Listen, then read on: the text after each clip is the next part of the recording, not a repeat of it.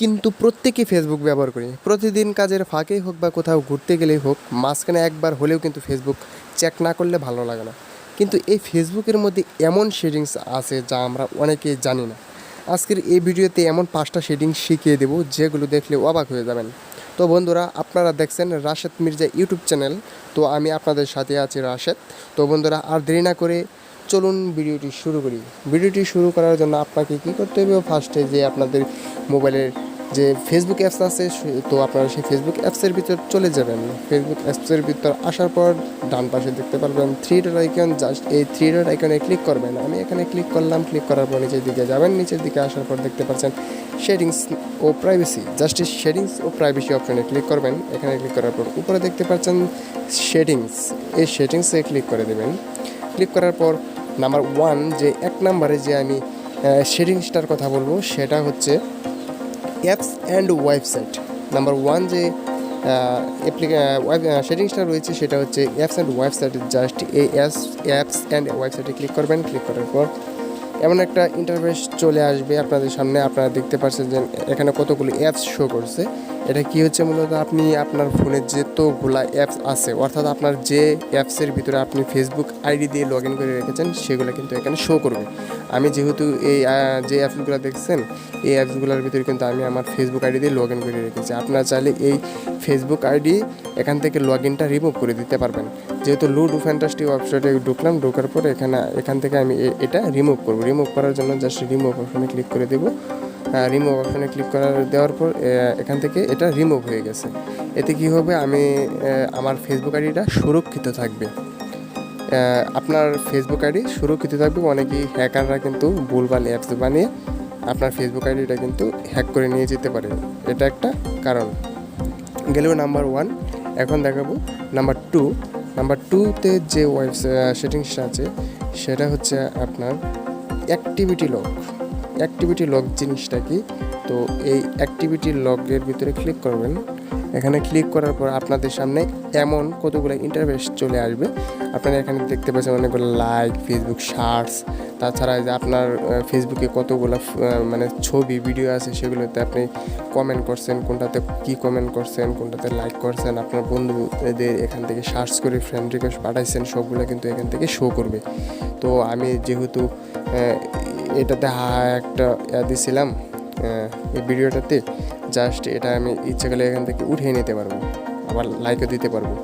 এটা আপনার ইচ্ছা মতো করতে পারবেন। আর আপনি এখান থেকে দেখেন কমেন্ট করছেন কোনগুলো, সেটাও কিন্তু এখানে দেখতে পাবেন। দেখেন এখানে আমি কমেন্ট করছি এই ভিডিওটাতে, এই ছবিটাতে, এটাতে কমেন্ট করছি, এটাতে লাইক করছি, সবগুলো এখান থেকে দেখতে পারবেন। গেল নাম্বার 2। এখন নাম্বার 3। নাম্বার 3তে যে অপশনটা আমি আপনাদের দেখাবো সেটা হচ্ছে নোটিফিকেশান।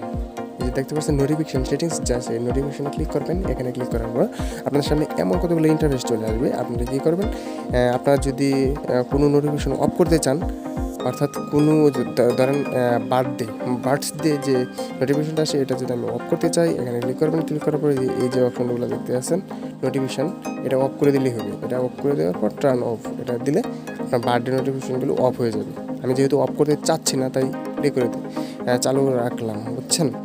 এখান থেকে কী হবে, আপনার এই নোটিফিকেশান চাইলে একটা বিরক্তকর আছে ট্যাগ, এই ট্যাগ অপশনটা আপনার চাইলে এখান থেকে অফ করে দিতে পারবেন। অনেকে ট্যাগ অপশন অফ করতে পারেন না, এগুলো যদি অফ করে দিয়ে দেন তাহলে কিন্তু আপনার ট্যাগ অপশনটা অফ হয়ে যাবে।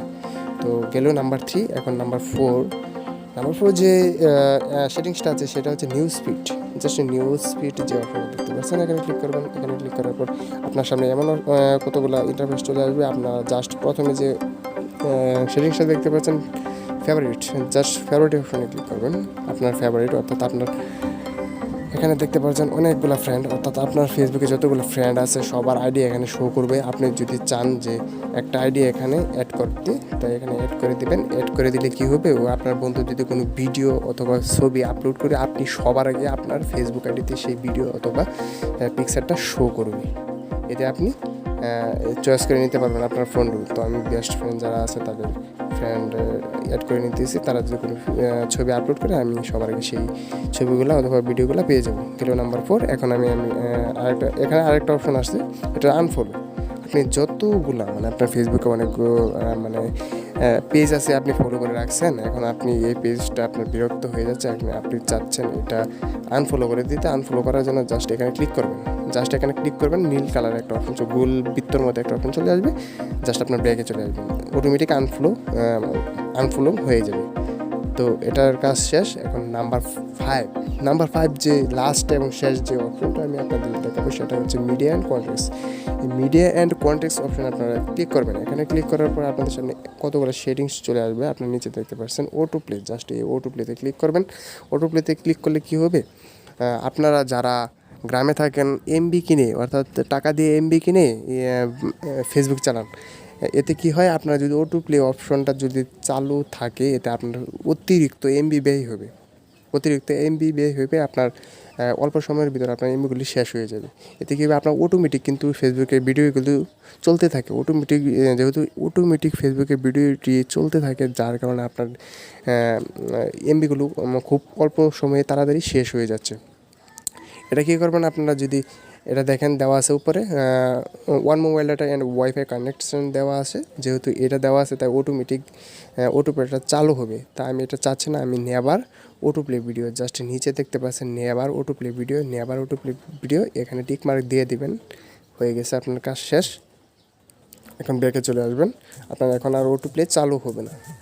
তো বন্ধুরা, ভিডিওটি কেমন লাগছে কমেন্টে জানাবেন। ভিডিওটি শেষ করার আগে আপনার কাছে আমার একটাই রিকোয়েস্ট, যারা এখন পর্যন্ত আমার চ্যানেলটাকে সাবস্ক্রাইব করেন নাই, আর প্লিজ পাশে থেকে লাল সাবস্ক্রাইব বাটনে ক্লিক করে দেন এবং বেল আইকনটি বাজিয়ে দেন, তাই আমি নতুন ভিডিও আপলোড করব, আপনারা সবার আগে সেই ভিডিওগুলো পেয়ে যাবেন। সবাইকে ধন্যবাদ, সবাই ভালো থাকবেন, সুখে থাকবেন, শান্তিতে থাকবেন, খোদা হাফেজ।